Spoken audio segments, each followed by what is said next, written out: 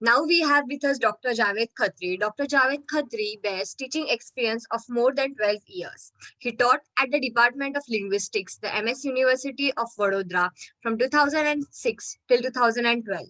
From 2012 to 2015, he taught communication theory in various engineering colleges. From 2015 till to May 2019, he was engaged in teaching in technical college in Kingdom of Saudi Arabia.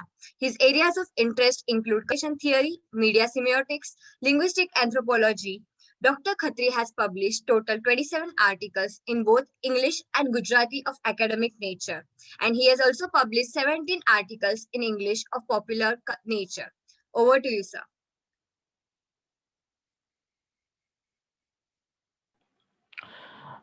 Good evening to one and all. I hope I am audible. Yes, sir. Yeah, I'll just share. Yes, yes, yes. I hope it's clearly visible to all of us. So, areas of media research. Sir has already talked about some very interesting things regarding media research. I am primarily a person from communication theory, and I look at media and communication from multidisciplinary perspective. So I'll be talking about media research in terms of various other disciplines and what are the important aspects of uh, various forms of media that we have been using and that we've been engaged with, and how they can create a long-term socio-cultural impact. So these are the areas that I'll be concentrating on. So media and mass communication service started before a century. I'm 50 years this side. Okay, I start with this very basic model that was proposed by Harold Laswell. This model is basically taught under the communication models, but this specific formula instead of a model helps us a lot in understanding how media works and what kind of stages or what kind of bifurcations that we can create in terms of mass communication and media research.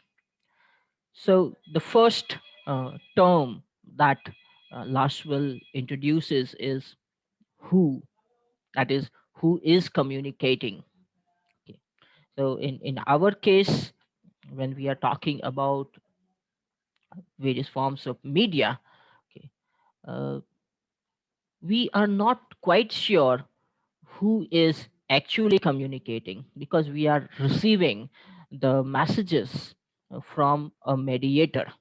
Okay. When a news reader is reading the news, it is not basically his idea. Probably the the script of the news is prepared by somebody.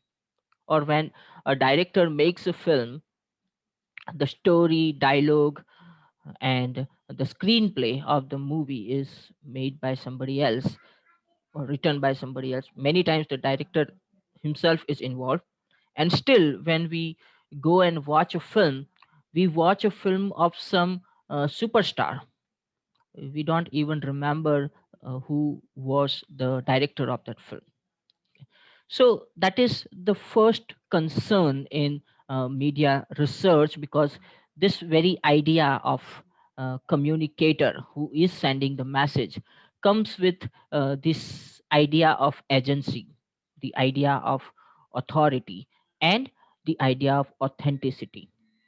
So this is where uh, we call it the control analysis. Who is controlling the communication of the message? Then the second stage is the message. That is, what is the content that is being served? So this is where we involve ourselves with content analysis.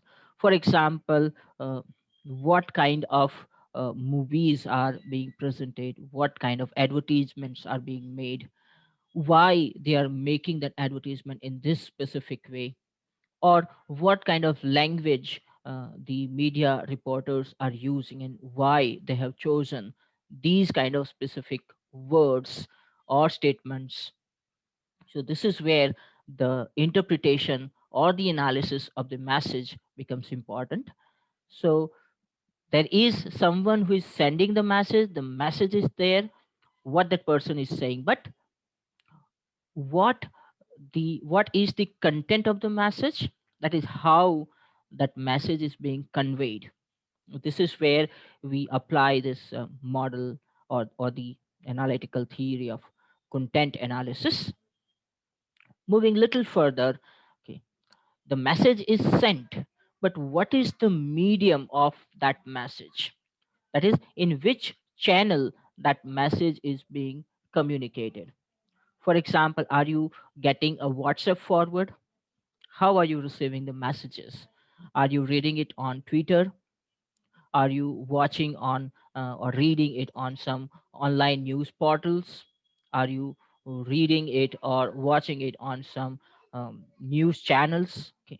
So, for example, something is declared as a terrorist, or someone or some group is declared as a terrorist in a on, for example, BBC or CNN. Okay. Then that becomes a kind of sacrosanct categorization that people cannot question it, because that specific channel from which the message is being conveyed has that authority. Okay. So this is where we do the media analysis. Okay. So there are multiple ways of sending the message. Okay. And which specific medium that we are using to send that message, okay, that plays a very important role in creating the significance of the masses. So that is the third level of analysis that we can indulge ourselves in, that is media analysis. Now, to whom? Who is receiving the message? The receiver, who is consuming that message. Okay. Which specific group is being targeted, and which specific group is accepting that message on the face value without questioning it. So this is where we talk about the audience analysis, that which is the primary target audience group that we need to focus. And the last one that Laswell's formula talks about is the effect. That is, what is the effect of that particular message? So a particular group of people, a particular community is accepting the message. Now, what is the impact of that message on that group of people? Okay.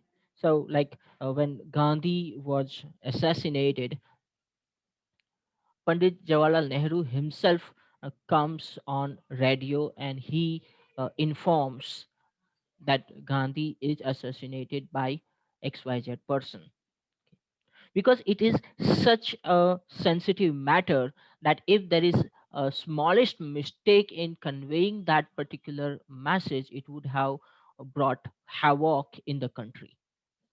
So that effect of the message is also very important.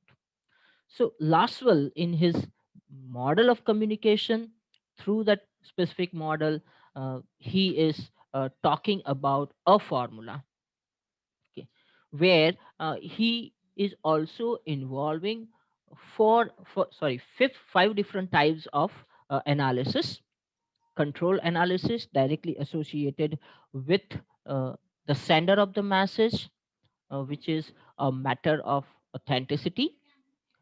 Content analysis, the content of the message. The media analysis, the medium used to convey that message. Then audience analysis, for whom that message is sent. Suppose the message is sent in Hindi, okay, the message is transmitted in Hindi, it is for specific kind of audience. Or if that message is communicated in Gujarati, it is for another type of audience. Okay.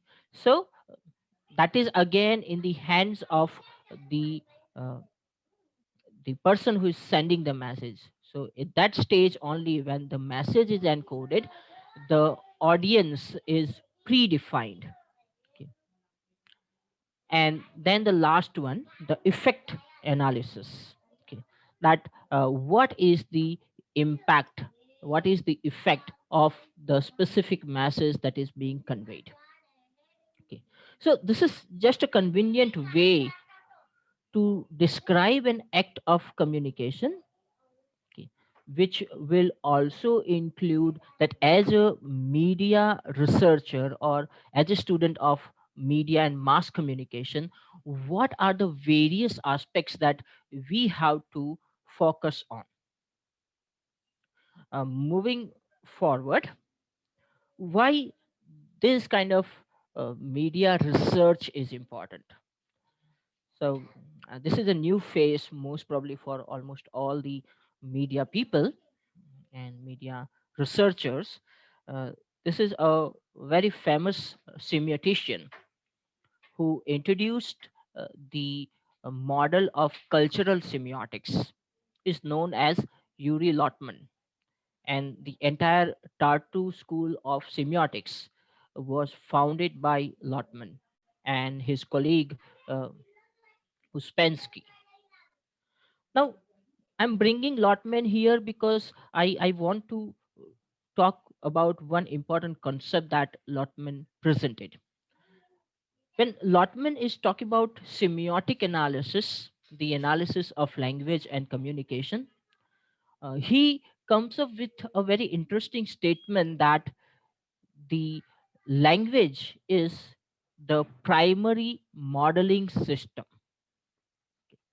Now, this is something that we need to understand. Uh, Later on, Ludwig Wittgenstein also uh, echoed this particular idea that your language is the window to your world. So, the limits of your language will be the limit of your world. So, they were basically talking about the communicative system, what you can communicate. That is the masses, that is the reality that you can put across. But Lotman doesn't end there, just saying that language is a primary modeling system. He moves a little further and says that various forms of art and media, okay, that uses and manipulates language are the secondary modeling systems. That is, at this stage we are surrounded by, if we don't consider cinema as an art, at least cinema is a medium, a media that sends regular messages, or TV serials or OTT platforms from which we are getting style icons and the memes. Okay. So by using language in these particular mediums in a particular way, okay, the communicator or mediated communication is developing a kind of worldview that we as a consumer have to just accept it. There is very limited chance to go against it, because the majority of the people have already accepted it. They see it as a reality.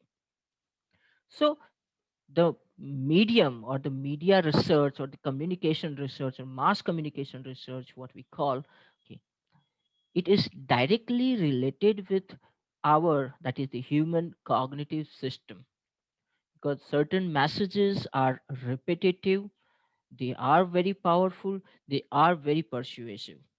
And that means they are somewhere playing with the human mind. And this is where understanding the medium as well as the content presented in the medium, both of them are very, very important for us. So the mass communication and media research is important because nowadays these various forms of communication and media govern our world directly. We get most of the messages from these media channels. Either those messages are coming from the governments or some other sources. The medium that we have is this mass media. We're living in the sea of media. So we are like the fish in the water. And hence, it is inevitable for us to understand the quality of the water. When we do media research, we are basically trying to check the quality of that water because we have to live in it. We have to survive in it, not just living. Okay. So if we misread that water, it might be fatal for us. It will be a very harmful misunderstanding.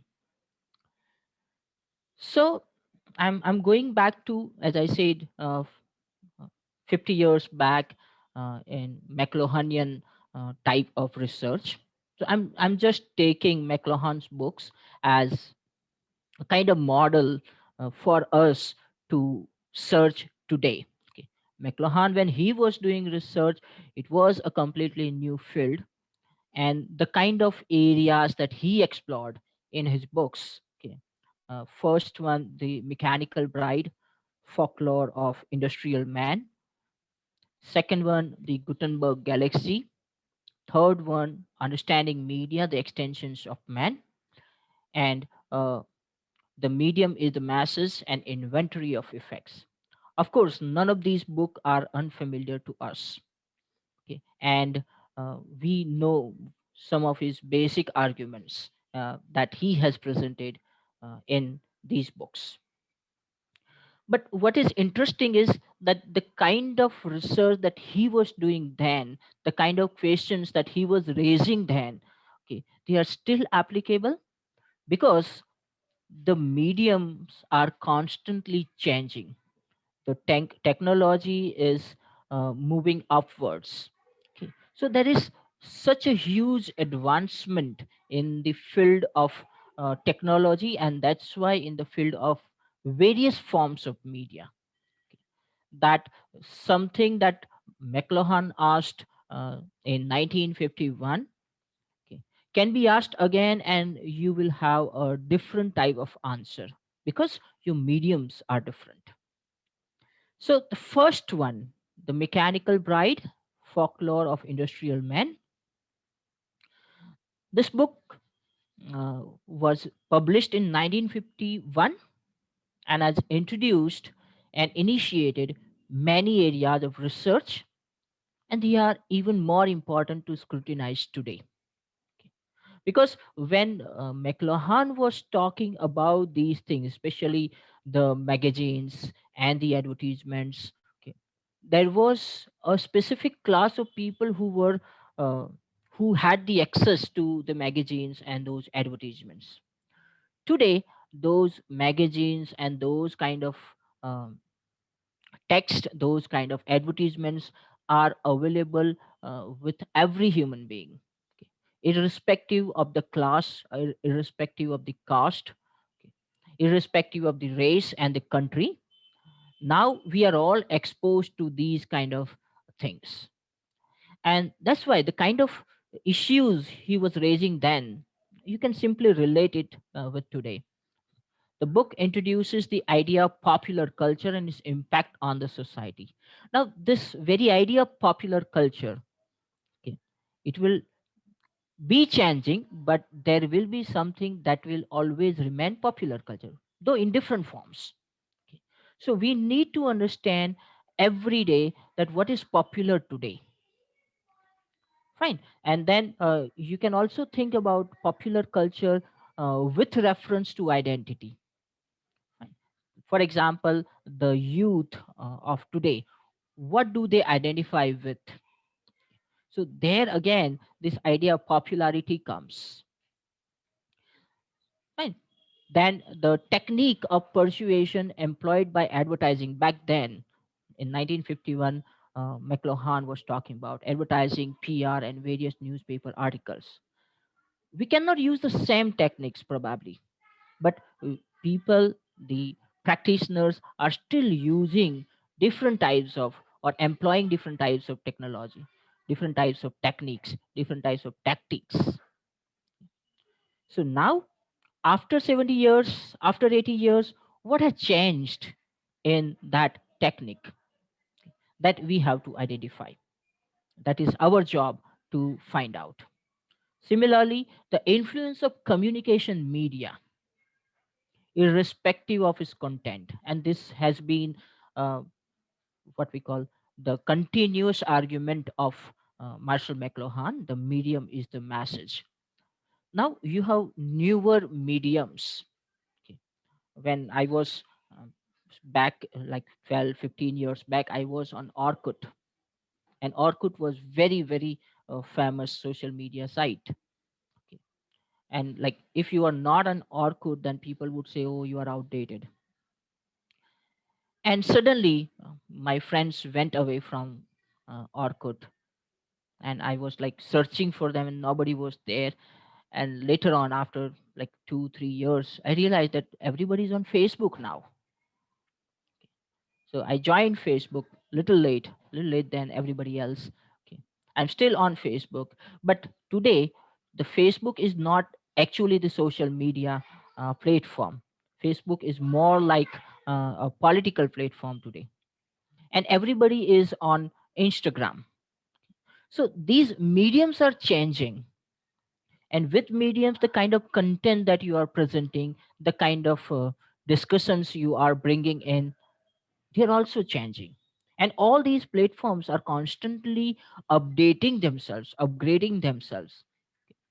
So how one particular medium is successful and the other one is not? Even after the Orkut, Google also started G plus, which didn't work.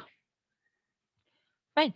So we have to check that what is there inherent in that particular type of medium. For example, realia was the initial medium, what we call cinema today. They were short, okay, they were without sounds, but they were successful. Okay. And that's why cinema as a form, as a media, has become so popular. Okay. So this media, the mediums that we have been using, they are constantly changing, and with the change, the communicators will have to use new types of strategies. Then the analysis of magazine or newspaper article, like what kind of magazines are these, or what kind of newspaper or what kind of supplement of the newspaper is this, and what kind of articles you would expect there. The analysis of magazine and newspaper. Okay. In the fourth case, it is article, whatever content is given. In second case, you are just looking at the formatting, what all they include in it, what comes on as an editorial, what comes as story, what comes on the last page, what comes on the first page, what kind of advertisements they accept and why. So these are the issues that McLuhan raised in that time. The aesthetic aspects of content and presentation. How beautiful it is. Does it look beautiful? Does it deliberately made beautiful? Okay. So all these are also the issues, because if it is not beautiful, then how does it survive? And if it is beautiful, how is it beautiful? How the content is presented? What kind of images are presented? And then the interaction between the image and the text. Then they also use symbolism. We need to understand, interpret the symbolism. We need to what we call identify the importance of those symbols used for the given time, for the given group of people. Then the creative process and dissemination, how they are um, what we call targeting certain audience, and how their message, their magazine, their newspaper is reaching to those specific audience, those specific consumers, and the implications about the society and the social animals. Okay. So, like, we are the social animals. So, what are the implications of such text, such kind of text, such kind of messages? Okay. For example, the picture that you can see that has become famous in our country, at least in last 20-30 years. Okay. Before that, we did not have this kind of discourse when we are talking about the love or marriage. Okay. But this is something that we have got from some other culture or some other mediums, and we have accepted it. Okay. So uh, that has become a long term change in our way of looking at the world.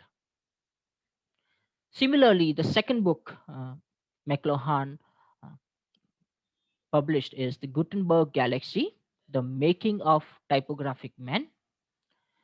This was published in 1962 and is pioneering work on the issue of orality and literacy and the kinds of cognitive changes uh, that various types of literacies would bring to the human world.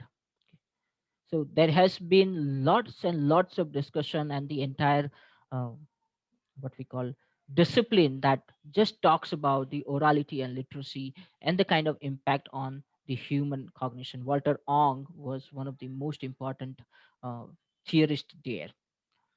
So this is also like started with uh, what McLuhan talked about, the Gutenberg galaxy. So the work on oral tradition and the issues of essency. For example, if you talk about the oral culture, oral folk tale or folk song. Okay. Now, in different areas, the same tale, same folk tale have different versions, or same folk song will have different versions, or different singers or different storytellers would be telling or singing the song differently. Then how will you decide about the authentic uh, story or authentic song? So this issue of agency, who created that song? For example, when you receive the WhatsApp forward, you are at the receiving end, you can read it, you can read the content, but who has actually written that content? We will never get to know. So then this idea of authenticity, the idea of agency comes into play. Like in our case, in oral tradition, almost all our meats, almost all our stories have multiple versions in different areas, and we cannot say that this is the right version. Okay. It is not a kind of history where you find the evidences. It's a story, it's a song, and this is where the issues related with the orality and acceptance of it comes into play. Then issues related with the script and authenticity, like what kind of script is good. Okay, for example, you go by alphabetic script, you go by the phonemic script, and there are other pictorial scripts. Now, somewhere like 500 years, 600 years back, somebody has used certain script to send a particular message, and today, when you are trying to decipher that particular message, you might have a very different meaning. Okay. So Umberto Eco writes this excellent uh, novel called In the Name of the Rose, where this very idea of decoding the ancient message, the entire novel is about that decoding. So Today, we are receiving so many types of messages, and we're not sure about the authenticity. So, how are we going to interpret them? Do we have any hermeneutic tradition to decode and interpret those kind of messages? Then, the importance of author and development of the text, because this very idea of text comes into play when the communicator is absent. If there is a face to face communication, you have sender and receiver, there is no author. But when the uh, sender of the message is absent, we will have to invoke the idea of author, and it will create the text, any recorded kind of or documented kind of messages. Fine. So then again, authorship is a big issue in film studies. Okay. And what is the authentic text, even in case of adaptation theory, that is when you make the film from some particular work of art, then there is a lot of discussion regarding the authenticity and the loyalty to the original text. Fine. So this is again something that we have to look into from the modern perspective. The variations of oral presentations, different oralists the present their story or song differently.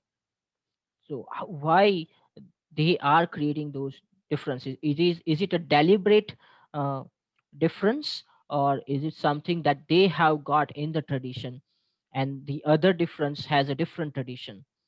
So that is again, we need to find out. The visual and typographic bias. For example, most of our uh, scripts are left to right, and that's why we normally talk about left to right bias, that we even read the pictures from left to right. Okay. So that bias has developed due to the writing system. Okay. The pictures and the truth value. The pictures that we see, how authentic they are they edited, are they complete, what kind of perspective they're presenting, an impact of electronic media on society and social relations. That is also a very interesting thing, because now we are all on social media and we have a very different type of social relations.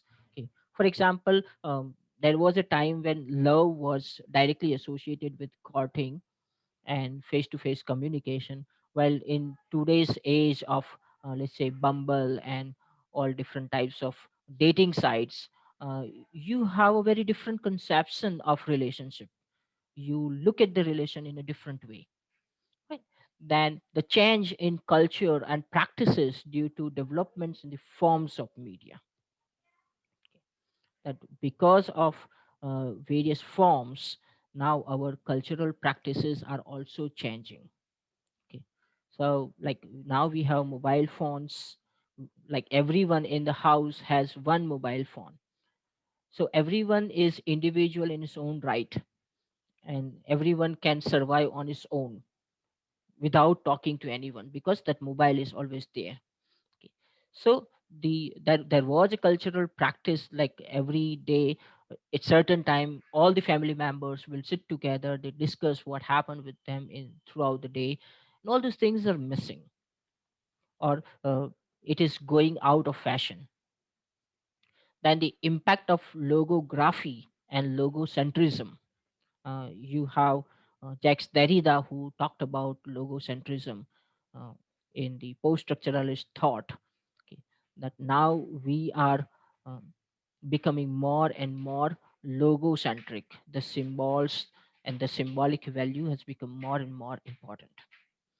And because of this global village that we are connected with everybody across the world, okay, there are now issues related with the identity, what we call the identity crisis.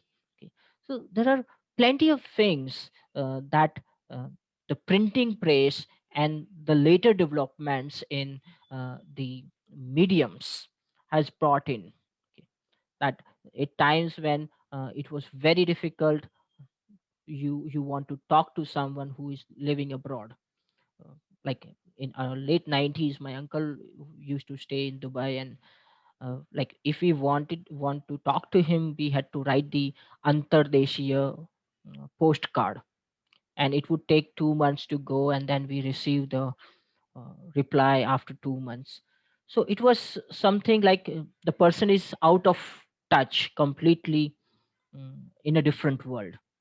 Well, today, because of this advancement in the technology, now we are right now talking. Somebody is in Bangalore, somebody is Vadodara, and somebody in different parts of country, and there is no problem in communication. So this is where the kind of changes that the mediums have brought in. And it's not like there was and there were a lot of advancements, technological and scientific advancements. Okay. But they were restricted to industries or authorities or war zone. But the kind of developments are happening in mass communication, they directly go into the hands of the common people. And this is where the entire system changes, because the habits of common man is changing. The third book, Understanding Media, the Extension of Man, this 1964 book brings more such important arguments. Most importantly, tells why the media and technology are easily accepted. So after McLuhan, there was a French philosopher, Roland Barthes, who was not directly associated with McLuhan in any sense, but he also wrote a lot about various forms of media, and he also come up with this argument that uh, these new forms of media are basically uh, taking the design of the myths. The way we accept the myth, we are accepting the newer technology. We are not questioning them. Okay. So if we start questioning these new technologies, especially from the moral perspective, from ethical perspective, from communicative perspective, we might get some illuminating answers. So media must be the object of study and not its content. That was the idea of McLuhan. They study the medium. Okay. Content is secondary. The media, if media is there, there is a possibility of presenting content there. So you need to understand the medium. If you understand the medium, certain issues related with the content will automatically be solved. Then the characteristics of the medium are important, like what kind of narrative structure cinema uses, and what kind of narrative structure, let's say, web series is using, or what kind of narrative structure and semiotic design the newspapers and the uh, news channels are using. So if we understand that, we'll understand half of the messages that is being conveyed by those mediums, and how media engages is consumer. We are the audience, the readers, we are the consumers. So how do we get associated with certain forms of media? How we accept it without much issues? So that engagement, what are the chains of those engagement that we need to find out? What appeals us as a common man? Okay. So for example, there is a common man uh, who doesn't have much work to do, but he has a smartphone, and on WhatsApp or on YouTube, he has been watching a lot of uh, what we call news channels, and he's been bombarded with a lot of information. Now, once he imbibes that information, he requires someone to transmit that information. Okay. Because he is getting it from somewhere that he doesn't know.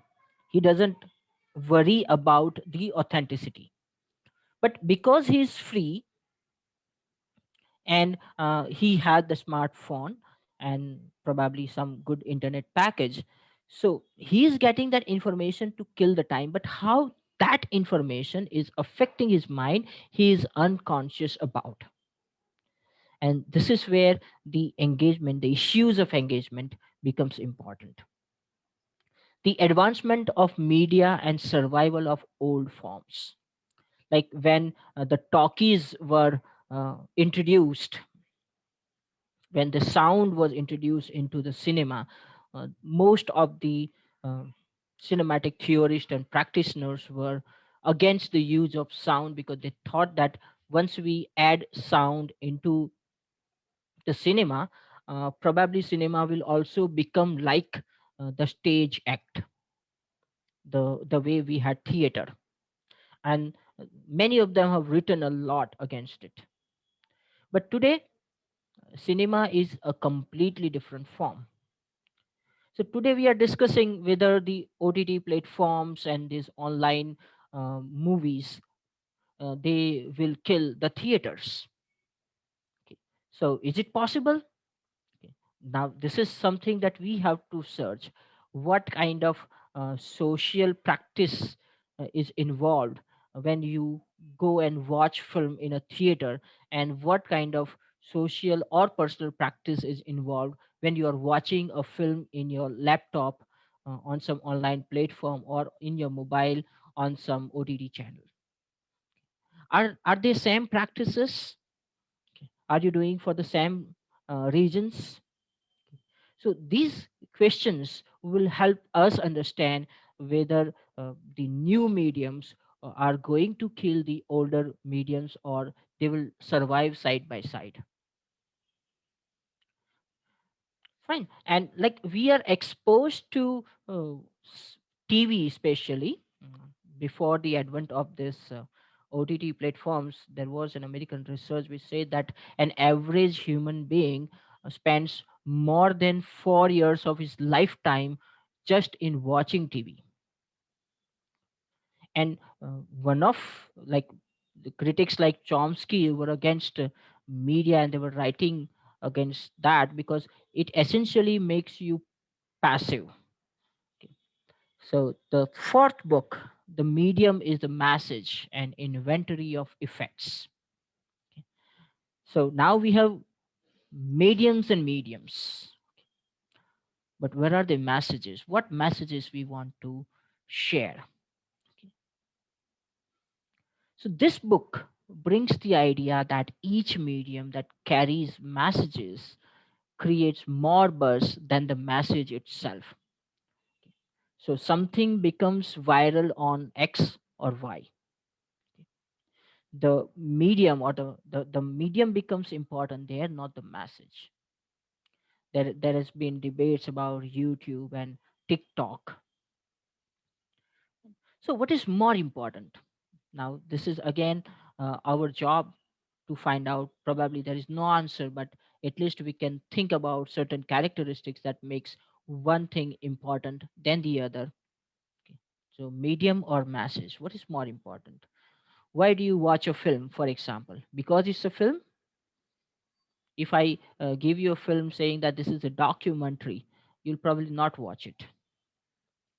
But if I say that this is a war film, you will try to watch it. Okay. So that genre is something that attracts us. Okay. So how media complements humans? Because one of the uh, argument was that mediums are nothing but the extension, the technology is nothing but the extension of humans. Our eyes cannot reach everywhere, so there is the camera and the TV. Our ears cannot reach everywhere, so there is mobile phone. Okay. So yeah, I've put this question here. What is more important, YouTube or TikTok? So TikTok is banned in India anyway, but then there are many such applications available. Which format of cricket is best? For example, we are all engaged in one way or the other watching cricket. So whether the test cricket is the best type of cricket, or one day, or 2020, probably there is no clear answer, because there are people who like test, and there are people who like 2020. It's basically the issue of the taste of the people. And now we have such a huge population that you will have enough audience for everything. Then why OTT platforms are taking over the TV and theaters? What is there in OTT platforms that was missing in the television and theaters? Like most of the youth are moving towards OTT platform. So one possibility is it offers you the choices. Then does the medium has direct impact on the content presented? The something that you watched in Sacred Game, is it possible to watch it on Sony TV? So this is where the medium affects the content. Or if instead of a web series, a director is making a film from the book Sacred Game, would director be able to create such a long, that is 16-hour movie? So there are certain restrictions in different types of mediums, and there are certain liberties in other types of mediums, and that's why we tend to choose one over the other. Okay. And it will affect the content in one way or the other way. The representation of certain categories on various media forms, okay, how the representation works, and in different forms. So approaches to research, for example, this is one that gives a lot of information related with the social media, how people use it. I don't want to go into that details right now, but basically when you talk about media research and mass communication, what we basically do is we try to research the content. The content is at the center. So on one hand, there is content creation, and on the other hand you have content consumption. So what will be your approach? How are you going to approach the content? What specific area of content that you want to uh, work upon? For example, are you interested in understanding the creation process? Because the moment you say creation, you are also talking about creation for the medium X or the medium Y, because you don't make film the same way you are making a YouTube video. Fine. And then if you want to talk about the impact on the audience, okay, you have to do the consumer analysis. You focus on the consumers. So there are various approaches. According to me, these are the five most important approaches that uh, we we go into the research from. First is market driven. For example, most of the audience analysis and all these kind of research, they are audience the market driven. They want to find out what is the demand, what is in demand, and accordingly they will create the future content.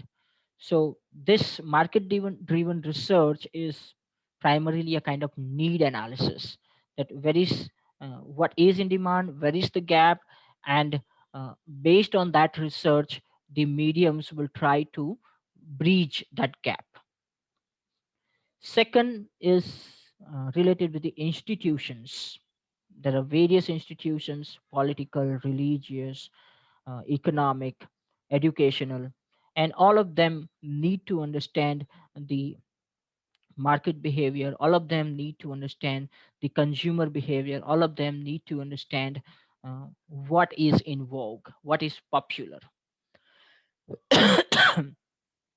So this is where our focus is to give a benefit to certain institutions when we are doing the research. Then the medium oriented researches, that something specific to the newspapers. Like right now there is a huge discussion going on about the presence of online newspapers. So like people argue that it will kill the print newspapers and everybody will shift to online reading of newspapers. So then you require research that how many percentage of readers are there uh, who are reading the newspapers online, which specific news stories they are reading online. And if the people are reading the print version of newspaper, what are the specific stories that they are interested in, what is their habit of reading the newspaper. So this is where our approach is media driven. We want to find out certain important aspects of specific medium. Then sociological issues related with the media research. So especially here, we talk about the representation, the issues of representation, the issues of image creation. Okay. So here, again, we are concerned with the society. We want to identify certain discourses, and we want to put forward the truth behind those discourses. Okay. So that kind of research is done in sociology also, social work also. So there is a kind of interdisciplinary work going on where the media, communication, sociology, social work, social linguistics, anthropology, ethnography, they're all involved. And the fifth type, the most important type, according to me, because I understand only one type of research, that is philosophical. Uh, Basically, you're concerned with the cognitive aspects, you're concerned with the interpretive aspects, you're concerned with the long term impacts, you're concerned with the interpretational modes and impacts uh, of the media content and its impact on the audience. So one of the most important thing that we need to understand is uh, there was a very famous philosopher Jacques Derrida who said that if you want to rule, you have to control the memory. But it's difficult to control the memory, so you control the record, you control the documentation. So if a certain group wants to rule the country, they'll have to control the documentation of the events, because then the documentation will be used as a memory. So the documentation from a specific perspective, okay, that will give memory which is biased. Okay. And almost everywhere the extremist governments are doing the same. So this is where it's a job of the researcher to bring the truth out. Okay. So possible research areas to explore. I am not going to speak it.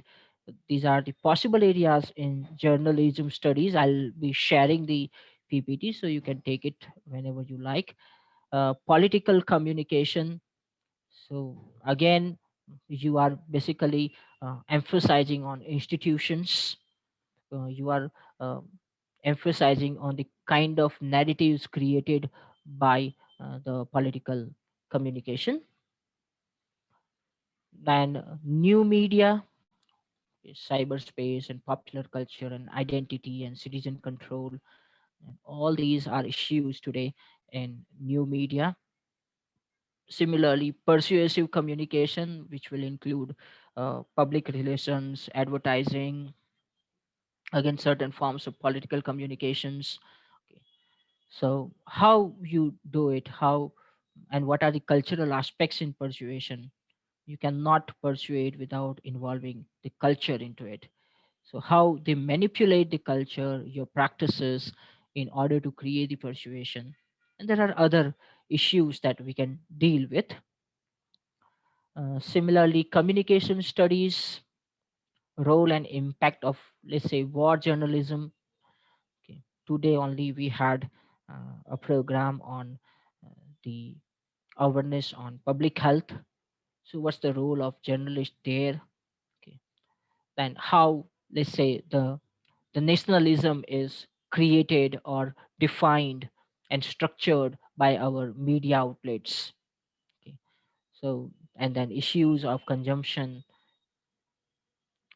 Then there are film studies, the impact of certain artists on cinema, or impact of certain films on filmmaking, and new technology in cinema, adaptation theory, auteur genre theory, aesthetic aspects of cinema, education. I personally feel that media literacy is something that requires lots and lots of work, because our society is a democratic society, and if the citizens are not literate in terms of reading medium or mediated messages, okay, we will be doomed. So media literacy is a need of the day. So community engagement, and what kind of things are being taught in universities and from which perspective. So, and music, because music is also a form of media. So pop and jazz and all different types of music. And with music you also have the issues of music piracy. Okay, we can download any form of music anywhere. So that's again issue related with media. Films and film piracy. Okay, there are different ways of uh, doing film piracy. And like you buy a DVD and you give it to five of your friends, so that is also a piracy. Fine, because it is basically for individual. Okay, so everyone who wants to watch it, like in theater, if you want to watch a film you have to buy a ticket. So similarly there is the individual, that family viewing, what they call. And then reality television, which is on boom right now. So what's the impact of that reality television, various types of game shows? Okay, what are the cultural aspects of it, and what are the impacts on the people? Because every reality television show projects certain celebrities or makes some celebrity. So their way, their behavior, their language, everything is going to affect the consumers. Okay. My son is 4 years old and he watches YouTube channels. So he always talk to me with "Hello guys." Okay. So that's the language that he has adopted from the YouTube. And probably he will adopt few more things from YouTube. Fine. So now this is what we call the long term impact on the language, communication, and cognition, where the philosophical issues of media studies are involved. So that's all from my side. Thank you for patiently listening to me. Now, yeah, I look forward to your queries, questions, doubts. So anyone who has doubt.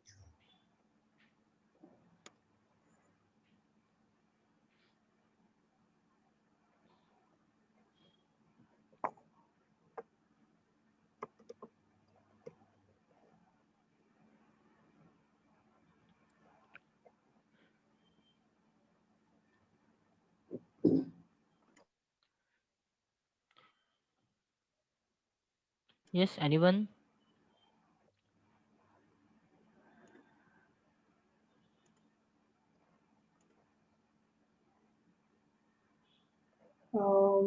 Neville, sir, do you have anything? Professor Neville D'Souza? Or you would like to add something more to it? Yes, yes. Yeah. Um,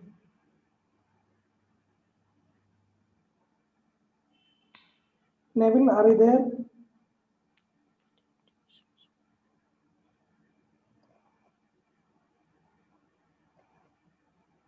Okay. I would like to add, Javed sir, one thing. Yeah, please.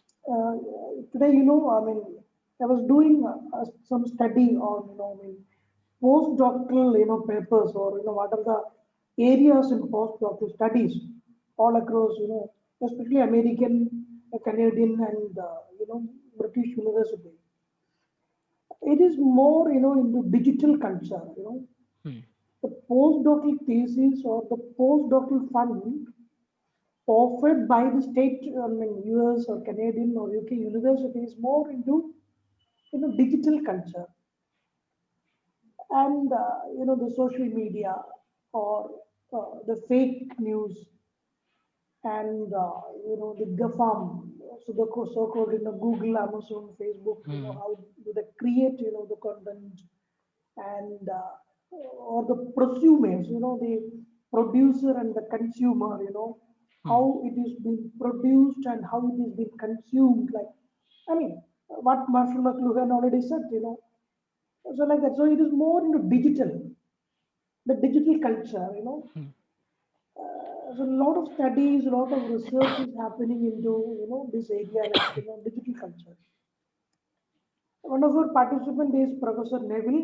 Sir is from Bangalore, St. Joseph's. I think sir is muted. Sir's area is artificial intelligence, actually, Hmm. or virtual reality. So this kind of innovative, studies and research is also happening. So I just want to add that also, digital culture. So what is happening, because of the digital culture? So the effect is important. And there is positive as well as negative aspect.